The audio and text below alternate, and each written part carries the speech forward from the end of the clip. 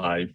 Hello, everybody. Welcome to MHTV. Really pleased to see you tonight. We've got a lot of guests and a really interesting topic to talk about. We're going to be talking about researching and using body-worn cameras in mental health services. So we'll come to our guests who've got loads to say and to share to you. But before we do that, let's go to Dave, and Dave can explain how you can join in tonight, because obviously it's something people have a lot of opinions about, and we'd love to hear what you think. Dave? Hi, everyone. Good evening. After Nicky having COVID a few weeks ago, I'm the presenter with COVID tonight. So if I have any coughing fits, I'll try and put myself on mute. It's brilliant that you can join us. And hopefully, like Nicky said, we're going to have a really good discussion and debate about such an important issue. If you want to get involved with tonight's conversation, there's a few ways you can do that. The first is on the Facebook live feed. Obviously, you're watching the video there. If you just go to one side, you'll see a place where you can write your comments and your questions. Please do. The other option is over on Twitter, and all you need to do to make sure we see your tweets is to use the hashtag MHTV. And obviously, any questions, comments that we can bring in tonight, we will do. But without further ado, straight back over to you, Nicky. Okay, so let's introduce our guests, and then we'll actually get into what body-worn cameras are and things like that. So first of all, Lindsay, could you just say hello and tell people who you are? Hi, I'm Lindsay Bennett. I'm PMVA Manager at Northampton Healthcare Foundation Trust. PMVA is the Prevention and Management of Violence and Aggression. Mental health nurse by background, been doing that for 35 years. So, yeah, I've spent all my time working in inpatient services, basically. And Jen and Jude, can you say hello? Let us know who you are. My name's Jenny. I'm a mental health service user, and I've been an inpatient and a user of secondary services in Northamptonshire. And I'm Jude. I'm Jenny's wife, but I'm also a mental health service user myself.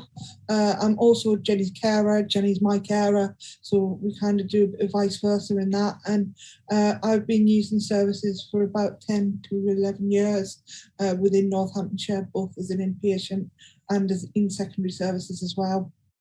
Fantastic. Thank you so much for spending time with us tonight. We're very grateful to have you all. And Alan, absolutely welcome. A repeat offender.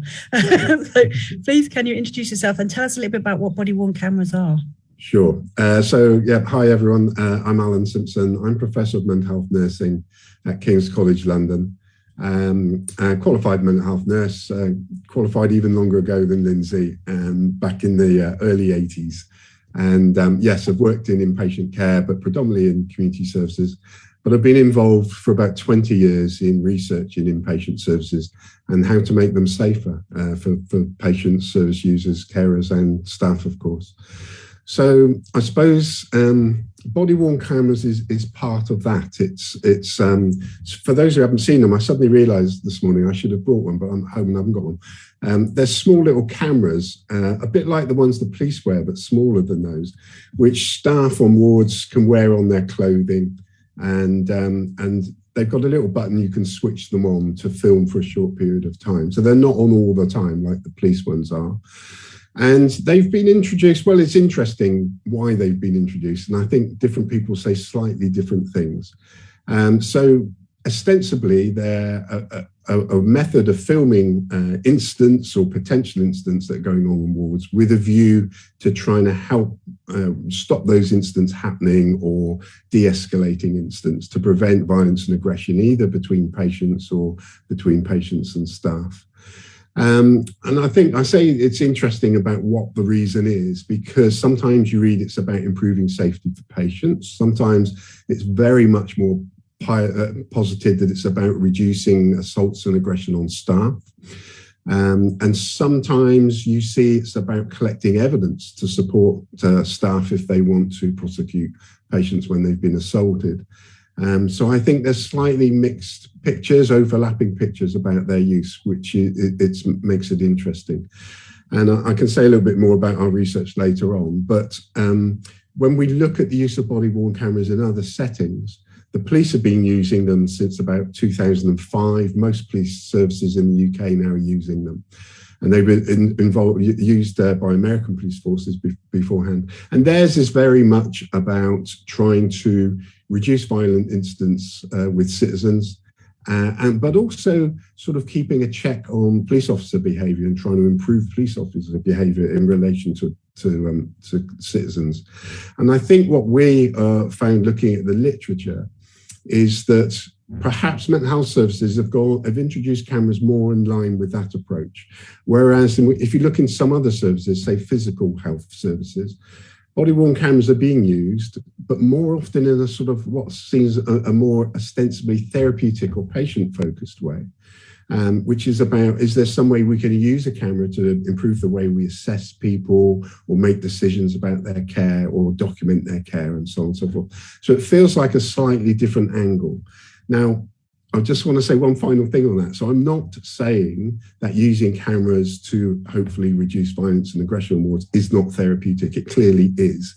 If we can improve safety on wards, we can make them calmer, nicer places to be. That's better for the service user. It's better for their family and visitors who don't want to worry about what's going on for people. And it's better for staff. So we know a significant proportion of mental health staff get assaulted, far more than in general nursing settings. And it leads to people being off through sickness, through injury. It makes people fearful. We fail to retain people in our services, and that has a knock-on effect of the quality of care that we can provide. So it's a complex issue, and I suppose that was what sparked my interest in it when I started to hear about cameras being used, that this is a complex issue. There are some strong voices against their use, and there are other voices very much in favour of their use. And I think we need to do more research to explore that, but I'll shut up or I'll talk for an hour.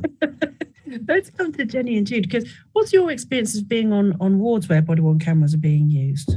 For me, it was very positive, actually, because I was on Berrywood Hospital when they got introduced. And I think I'd been to a few meetings where they talked about the possibility of them coming into the hospital. And I think before that, I had quite a lot of anxiety around them being quite intrusive, about the sort of creating a power imbalance. But that isn't actually what I experienced, which surprised me. In actual fact, it made me feel a lot safer. And I think in the past, I have been subject to violence on wards. And it is really difficult to sort of make a complaint or about staff who maybe haven't treated you as well as you would hope to be treated, because you haven't got any evidence. And for me, in the back of my mind was, do you know what? If anything happens, I know that it's going to be on the camera.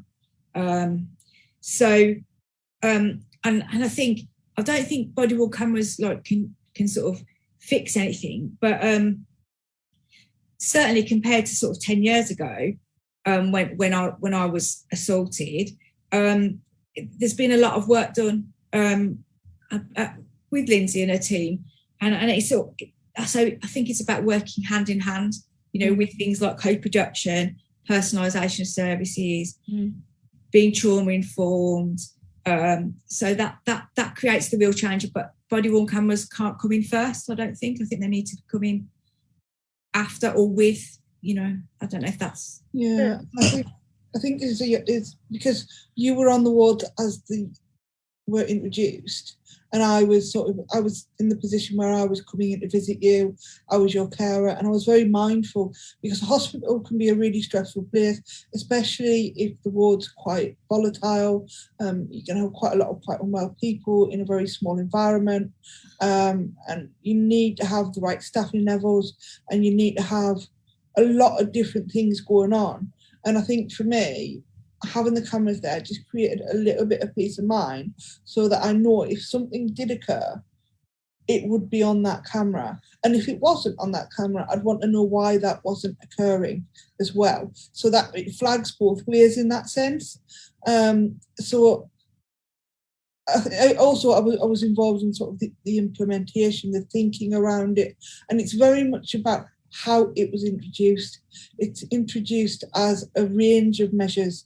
When you're talking about it with staff, it was really important to have conversation and transparency, and to have conversation and transparency with your service user group about what you're doing and why you're doing it as well. If you're going to use those cameras on wards with people, you need to explain to people why they're there, what they're for, and have that discussion and conversation continually. It's not about just introducing it and then leaving it as well. It's about sort of having a continued relationship and conversation with, are they still okay to be used? Are we keep using them? Is it helpful? Are you having particular problems with it? It's about having lots of questions and keeping going. It's not a big sticky plaster to fix everything. Yeah, it sounds like the kind of talking side of it's been really important. Correct me if I'm wrong, but it sounds like you had consultations about body-worn cameras being used, and then obviously you would have conversations about being part of the research project. I wonder if you could just tell me a little bit about how that came about and how you found that. I think it gave me a completely different sort of perspective, really, being part of the research team, because I think it was done really well when I was there, but I don't think that's the experience of everybody that I've talked to. And so there are some really compelling and stories about cameras being used like in an oppressive kind of way. And I think it's really important to listen to that and to try and figure out why that is. And that sort of set me thinking about kind of what was good about the cameras when I was there. Why did it work? Why did it feel safe? Why did it feel safe, and why because it surprised me as well, and I feel a bit naive on the back of it, really, because I was thinking about the experience that we had, and it seemed so very different to an experience a lot of other people had, and it made me wonder about the groundwork that went in around it, because I think sometimes they just kind of appeared, and then people weren't part of that discussion and conversation. And I think sometimes they're used just to like as a quick fix to try and change the culture, and I don't think that's not really something that can be done just by shoving a camera on the walls. Won't do that, I don't think. Absolutely. So we've got so much to talk about. I'm not how we're going to fit it in. So we've got the sort of research side of it, and then actually the debate about does it make things safer. But before we get stuck into this, can I come to Lindsay?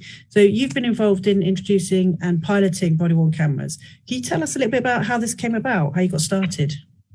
I think the first thing was, referring back to what Alan said, I'd seen some of the research that the police were showing about reductions in their use of force, reductions in complaints against the police, thinking, well, that's interesting, and that's certainly worth looking at.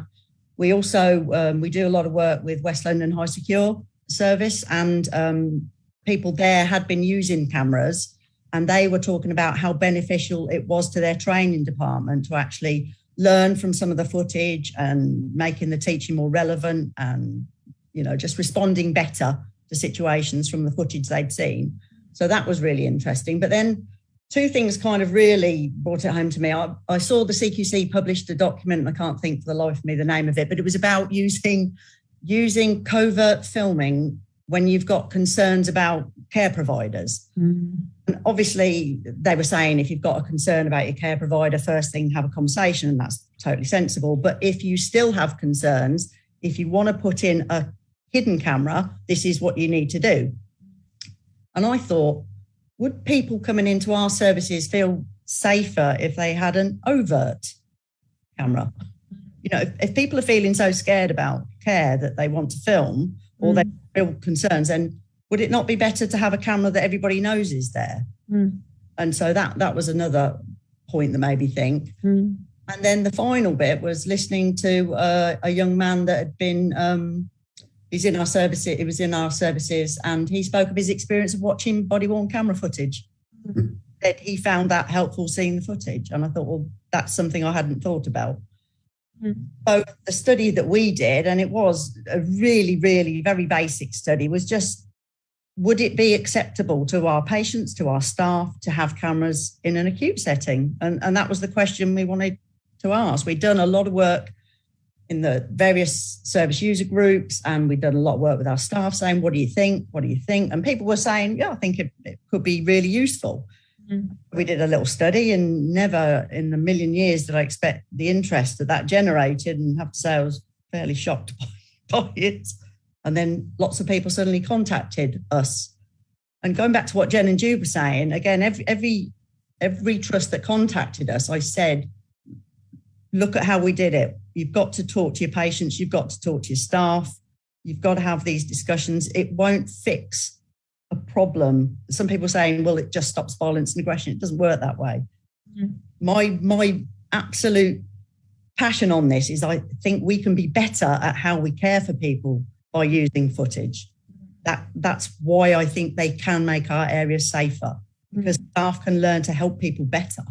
And that, for me, that's the most important driver. It does sound like we're getting into the old safety debate now then. So let's do it. I was going to go around it the other way, but I think now's the time. So do you all, and I don't mind who answers, do you think it makes services safer to have body-worn cameras? Possibly. You have turned into a researcher.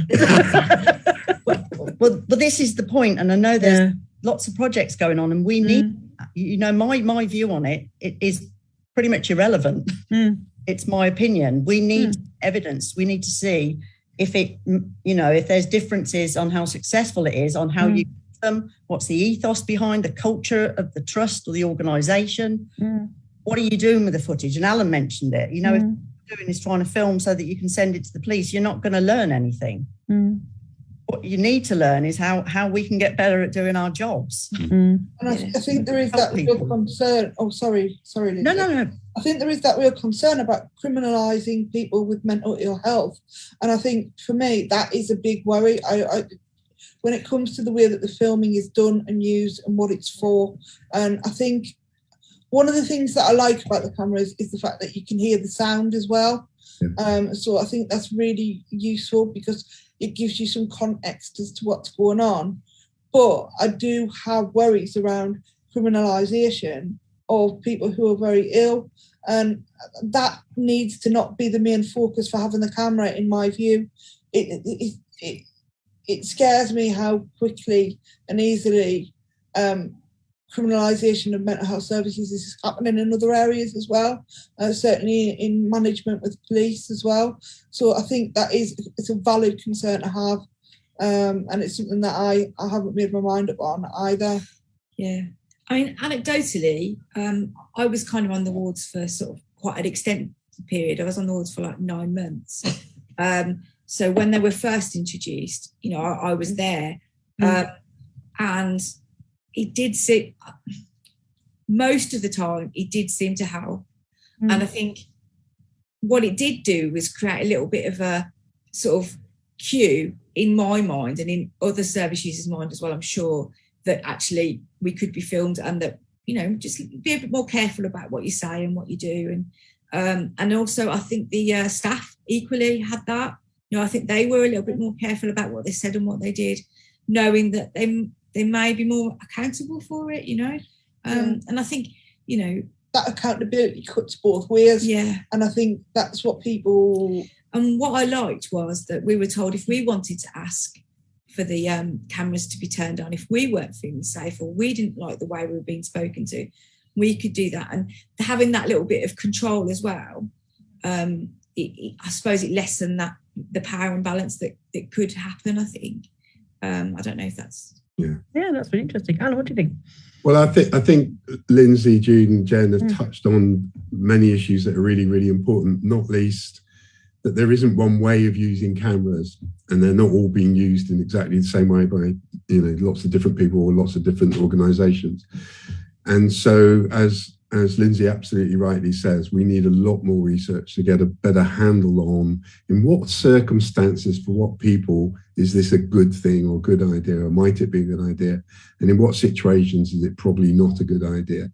So the biggest body, we did a systematic review of the literature. There's only 2 studies in mental health services, which I'll come back to in a minute, including the one that Lindsay was involved with. The biggest literature base is around, research bases around in the police. So we did a systematic review, ended up including 52 studies, and I think 43 of those from the police, prison, or security guards. And there's also another systematic review by someone called Cynthia Lum in the United States, which is a very good quality systematic review. She looked at all the police evidence as well, and both she and we found that there is inconclusive evidence from the police on whether the use of body-worn cameras change citizens' behaviours or change police officers' behaviour. So there's some indication there may be a slight reduction in violence against police, but it's not strong. Some of that is about the design of studies. Some of it is that there are conflicting results in different studies. Similarly, when you look at things like police behaviour towards citizens, the findings are mixed. So we're not sure. It looks as though it reduces complaints against police officers on average. But we don't know the mechanism for that. So we don't know whether because they've got cameras on, the police are acting differently and being less aggressive or abusive, or is it that the public are making fewer vexatious complaints because they know it's being filmed? We don't know. So the overwhelming evidence from the police, where the majority of the research is, we cannot tell yet whether cameras are likely to reduce violence and aggression in mental health settings from what goes on elsewhere. So there have been 2 studies in mental health settings. The one Lindsay was involved with was Sheila Hardy, and then a slightly bigger one later on by, is it Pete Ellis? And with more cameras and more wards. And I think it would be fair to say the evidence from those is mixed. So they've used cameras on a range of different wards, different types of wards, and the results from those wards have been varied. So in some wards, and I think there's probably the strongest evidence is that it looks as though it may reduce more serious incidents and the use of restraint and the use of intramuscular injections. But it may well lead to an increase in lower levels of violence and aggression. So verbal abuse, kicking furniture, shouting at people, so on and so forth. But I would say it's fair to say at the moment, we don't know for sure. The evidence isn't anywhere near clear or strong enough, as Lindsay's touched on. And because of these are relatively small feasibility pilot studies, and so no criticism of those people doing them, they've been done well, but within the constraints of those budgets. And so there are limitations to the design. They're not randomized controlled trials or clustered randomized controlled trials or whatever. So we've got to carry a lot of caution with what we can do from that literature. And I just want to pick up one other bit that people have talked about, which was this informing training and staff learning from it, because I think that is potentially a really interesting area. It's also, though, perhaps the most complicated area and contentious area, because it then involves people watching film of staff doing things with patients, very often when the patients are very distressed, very often very mentally unwell. And there's whole massive issues around consent, around people's capacity to give consent, about how people feel about the other people watching them in that state on film to benefit someone's training. So I think most places aren't doing that at all. I think most places, from what I hear, and Lindsay can correct me on this, there may be 1 or 2 people like Lindsay would watch video and then would draw lessons from that to discuss with staff. So there's no question of everyone sitting around a room watching a video, because this is a really contentious and complicated area. And I, for myself personally, or a family member, if I was highly distressed and in a psychotic state or something and admitted to a ward, I would hate the idea that I was going to be filmed and other people would all be sat around watching it. So the one area where I think it could be really beneficial is also a really complex area to explore, and which is why I think we need to do a lot of research to explore this a lot more. Absolutely. And you're right to say that it's a contentious issue. We've got lots of people commenting. So should we come to Dave and just see what some people are saying? Yeah, Nicky, you'll be unsurprised to hear that my fingers are a bit sore now because I've been doing such a lot of tweeting and typing and also screenshotting of really good points that have been raised. I think one of the really interesting things for me was a comment that Anthony made, and that's on the CPHVA Facebook page, saying there's no way we can be in favour of this. And I think it's interesting because that comment was made even before the episode started. So I don't know if maybe after tonight's episode he might have a slightly different view. I think I was probably the same kind of thinking, that when you first hear this, you probably do have an immediate reaction, don't you? And it's very much based on your own kind of experience, your own kind of judgment on how you think the world works. But I think, even just listening to the first kind of 20-minute conversation tonight, you can hear about how complex it is. And I think you've all done so well at kind of bringing those comments in so quickly. So another comment, Ben has said that he thinks, a really important topic. Thanks for doing this. And later asked the question, does the panel think that body-worn cameras are part of a broader agenda of underfunding the NHS and social care and of vandalising human rights? And I think it's interesting because Catherine Gamble made that point in the Guardian article that kind of brought some of these issues together. One of the dangers of body-worn cameras possibly is that it can just replace having enough staff. So I don't know if anyone's got any kind of thoughts about that. I think, personally for me, this is an add-on. This is an extra tool. If it started replacing, I'd be really uncomfortable with that. And that wasn't, when we did the study, the idea of it. I think you absolutely have to have the right staffing level, because if you don't, it can go badly wrong. And that is one of my big concerns. I'm not here to apologise for bad practice and sort of say it should be, a mental health ward should be well staffed. You shouldn't be withdrawing staff from that. And I think underfunding is a problem in services, and this is not a fix for that, personally. There's no reason that it would be, it wouldn't be helpful if it was instead of people, I don't think, at any point. And I think in terms of human rights, I think it's very individual. I think I have personally suffered quite oppressive practice on mental health wards where I would be really uncomfortable, and I haven't had a leg to stand on afterwards to say I wasn't okay with this. You can sort of shout it into the wind and it doesn't get listened to. I think if you actually have the video footage where you say, I wasn't okay with this and this is why I wasn't okay with this, and I need somebody to look at that. But it is about having trust, building a trusting relationship. Yeah. I trust that Lindsay, who reviews this footage, would see an incident like stuff that's happened to me and go, that shouldn't be happening, or that member of staff really needs to learn from this incident, or we could better support this person when they're in this state. What can we do as an immediate fix to care planning or to our safety planning and interaction with that person, so we don't get into that cycle, because it can be quite cyclical. You can get into cycles where you get really locked in and really stuck, personally I do, in situations that are quite untenable and there isn't an exit route. And actually, by doing something differently with that person, by going away and thinking about it and going, what can we really do that's going to stop this becoming a massively difficult cycle for everybody involved? Yeah, and I think it's about how can you know your patients better so that you can reduce restrictive practice. How can you learn from things that haven't gone so well? And I do think these are all really important, but I do take Alan's point on board that it's not straightforward in terms of consent, because, I'm not sure I would want to be seen necessarily in a difficult way. But also I would like, if something happened to me, I would like to be seen. Yeah. You know what I mean? And that's the catch-22 of it, really, I think. When I first started to speak to people about the possibility of doing research around this, I was at a meeting of mental health nurses, mental health nurse academics, and spoke about it. And there was a real, it's no exaggeration to say, real anger in the room about the idea of us using cameras.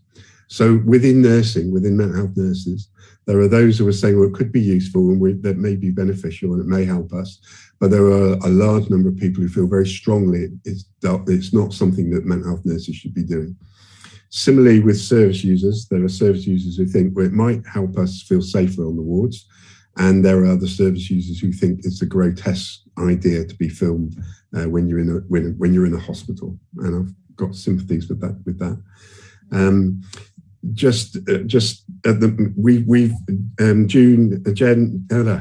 Jude and Jen, if I could get those words out of my mouth, and Lindsay have all been involved in a study we're doing at the minute, which we've been interviewing service users and staff about their views and experiences of body-worn cameras.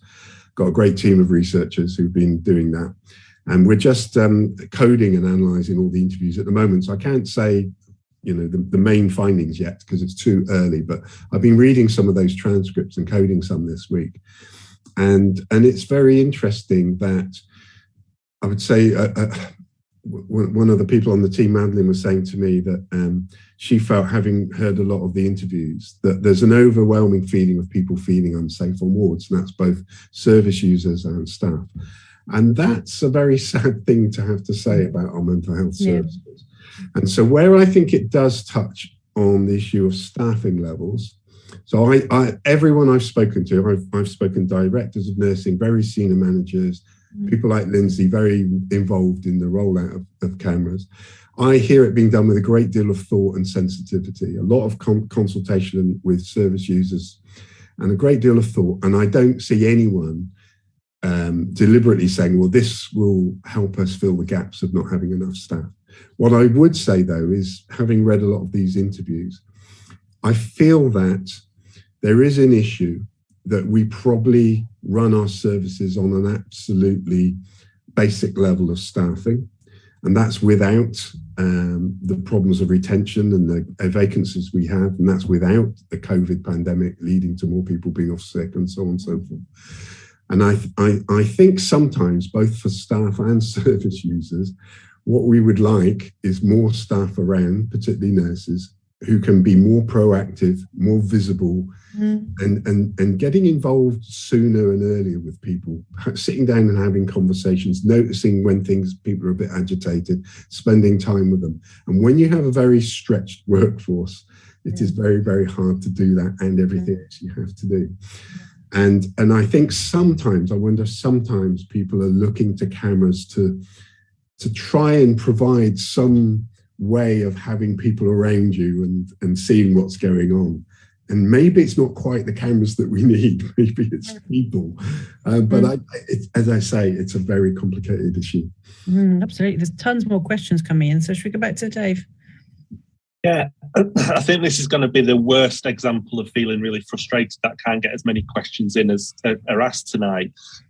But we've had a comment from Daniel. Is there enough evidence around how therapeutic body-worn cameras can be? No, there isn't. No. No. So at the moment, there is some indication that they may help reduce more serious levels of violence on wards, but it's not at all certain. The design of the studies that have been done does not tell us that. And only 2 small studies have been done. There are other people piloting them. There's lots of trust using them and lots of people doing little evaluations. The problem with that is it gives you indications. It doesn't give you really strong evidence. We need some big studies, trials ideally. And that is, and I'm at the early stage of thinking, that is if we think this is something that's worth pursuing and exploring. And it may be that we discuss some of the other ethical issues around it, and we end up going, actually, I don't think this is a good direction of travel for us. And I'm not saying it one way or the other. No. And Shadrach, he's talked about his own experience. In my experience working in the prison service, it helps in evidence for both the prisoners and the officers. We've had a few comments from Jess that have kind of interspersed with other comments on the Facebook Live feed. And I just wanted to kind of paste 3 of them together. She said, I'm so uncomfortable about the potential for misuse with this. I'm not convinced that the possible benefits outweigh that. Then goes on, I'm also going to be open here and say that to someone with a history of paranoia, this would absolutely be awful for me if I was unwell, as it would make my paranoia that I'm being watched seem perfectly reasonable. And then the last point, I also can't help but feel that the idea we need to have cameras to keep people safe says something pretty negative about the state of mental health services. And I think kind of having read those 3 points, the thing that kind of jumped in my head and I was thinking again of before tonight's episode was the story in the news in the last couple of days where an academic, Dr. Duff, was given an apology and compensation by the Met Police after she did get CCTV evidence have showed how she was really sort of badly treated by officers a number of years ago, and without that evidence, she wouldn't have been able to prove a case. And it's, as a healthcare professional, it's so depressing, isn't it, to be in that space where you're kind of thinking, we need this because patients need to be kept safe from us healthcare professionals. So, thanks, Jess, for those comments. They're hugely valuable. I don't know if anyone's got any kind of comments back to Jess about what she said. I think it would be great if everybody was like really kind and things are really settled on wards and that's how they felt all the time. But I think the reality is that they can be a bit like a pressure cooker. They can have a lot of people with a lot of strong emotions and feelings and upset, particularly when they're first on the ward. And that sometimes does come out in violence and aggression. And for me, worried about patient-to-patient violence as well. It gives me that little peace of mind that actually if somebody did hurt me, I'll never forget there was an older lady and they thought she couldn't use her hands. So they were feeding her and everything like that. And she punched me when I was walking down the corridor. And then when I went to tell the nurse and staff, they said, oh, no, she can't use her hands. Look, she's just punched me, genuinely she can. And it took until she actually punched a member of staff. Yeah. For them to kind of realise what was going on. And I think that's important that we kind of, it is about patient-to-patient violence as well, about feeling safer around people who actually are really quite poorly and earlier on in their recovery journey, Yeah, and it's interesting. There was an example of that in one of the interviews I read with a service user who spoke about something that happened and said they wish there had been a camera there to film it. But when later on in the interview, she makes it clear that when she spoke to the staff about the incident that happened, the staff took it seriously and acted on it and made sure that the person who'd assaulted them was put under close observation to try and ensure that it didn't happen again. And I thought that was quite interesting. So the person was saying it would be good if there'd been a camera so I'd have the evidence, but actually the staff acted on what the service users told them. So that's what brings me back all this time to thinking, is it more about, that we need much greater investment in our mental health services, perhaps smaller units, with higher proportion of staff to service users, because we're talking about acute inpatient wards predominantly here. And what we're talking about is the relatively small number of people who become so unwell and so distressed with their mental illness that they're unable to live safely at home or in their community, and they're admitted to an inpatient ward.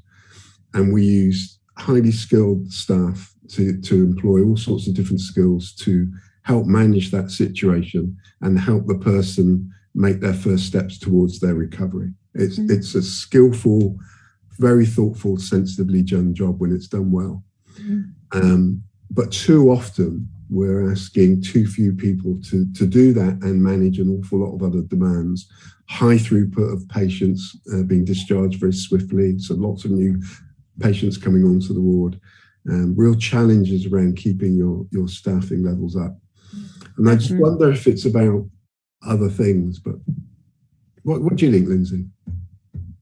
I think it's so many. The staffing is critical, the quality of the staff that you have, and again, going back to culture, that's what informs your organisation, and it informs how your staff and patients interact, and that for me is critical. And I think I remember reading Brodie Patterson's paper about corrupted cultures, and you can just see how these problems can evolve. And going back to the safety point, I'm not trying to say that having a camera is going to make everybody safer. And I certainly am not suggesting that we randomly show people footage that would be absolutely unacceptable.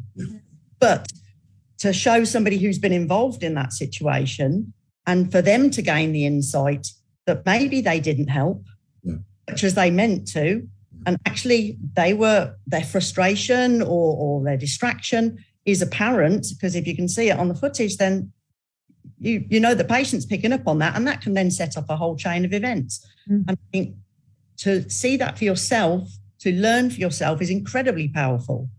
as somebody else saying, well, you shouldn't have said this or you shouldn't have done that, actually seeing it and realising yourself that actually I was really closed off when I was stood there.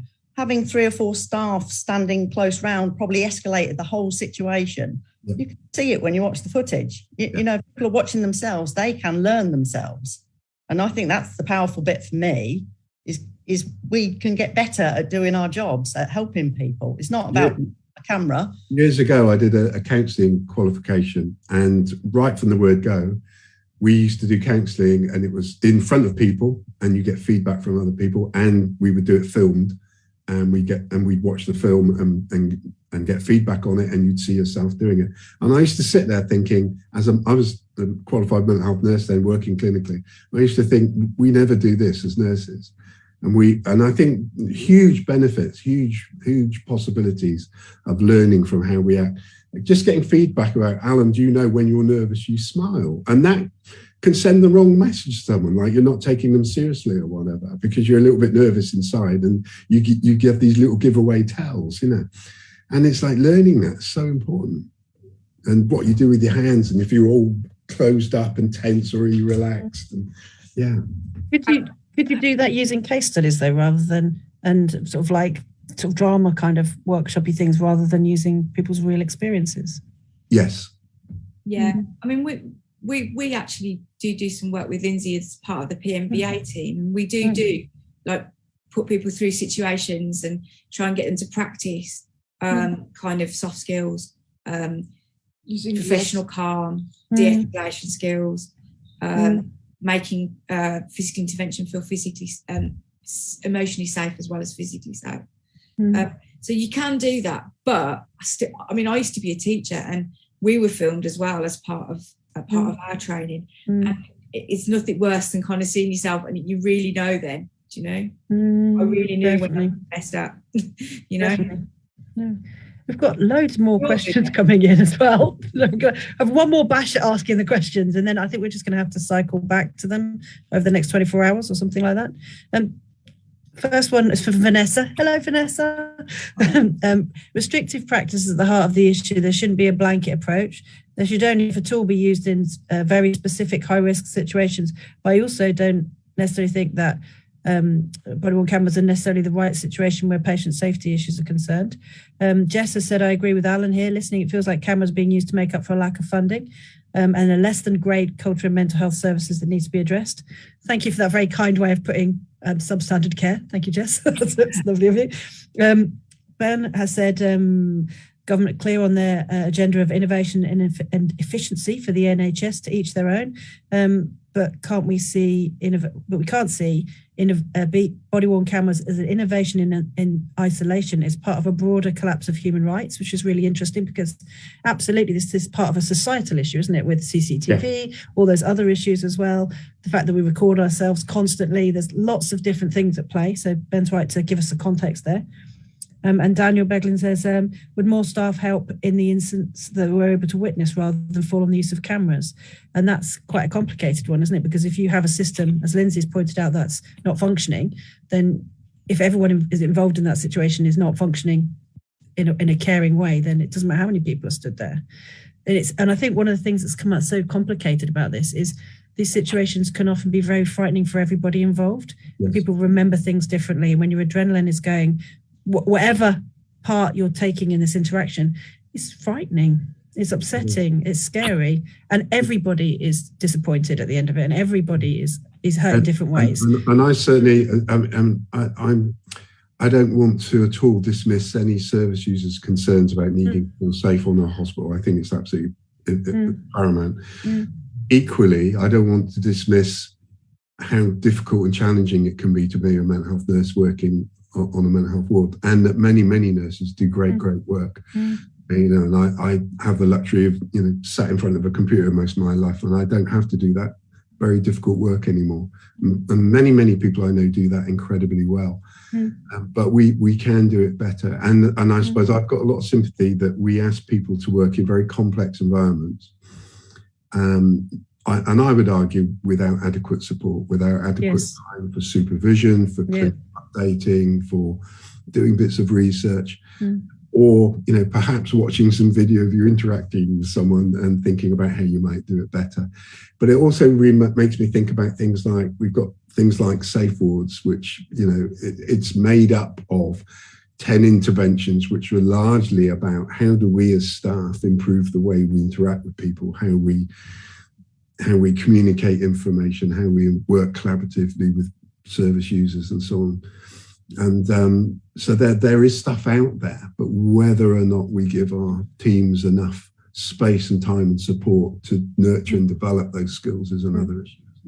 I guess one last question to think about. So service users can think that body-worn cameras are intrusive, and staff too, and can be upsetting or triggering for people with certain conditions and traumatic life experiences, which is something that's been brought up. Do you guys have any thoughts about that? Is it one of the reasons we shouldn't do it, or are there things that we can do to facilitate that being less distressing for people? What are your thoughts on that?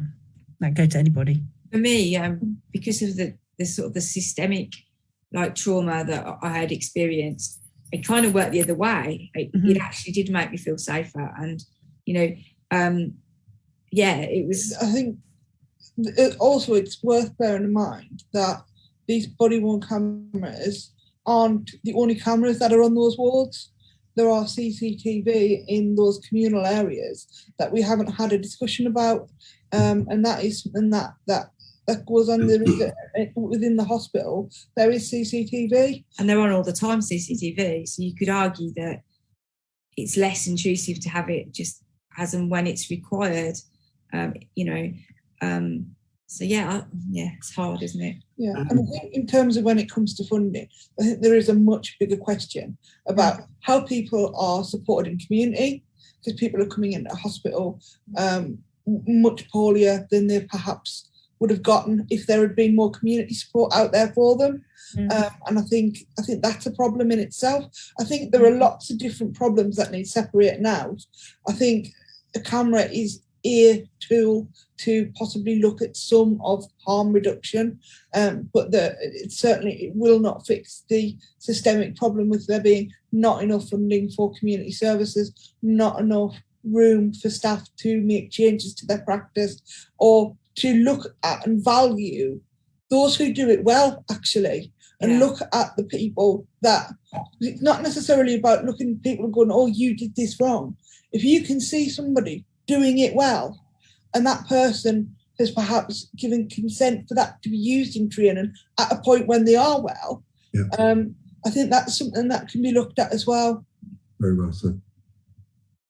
If anyone else wants to add to that idea, or should we go around and the triggering issue has been raised by many service users with us, but also staff. I read an interview just this afternoon. The staff was talking about it and was saying that he felt that for people who were particularly paranoid, suspicious, it might make things worse.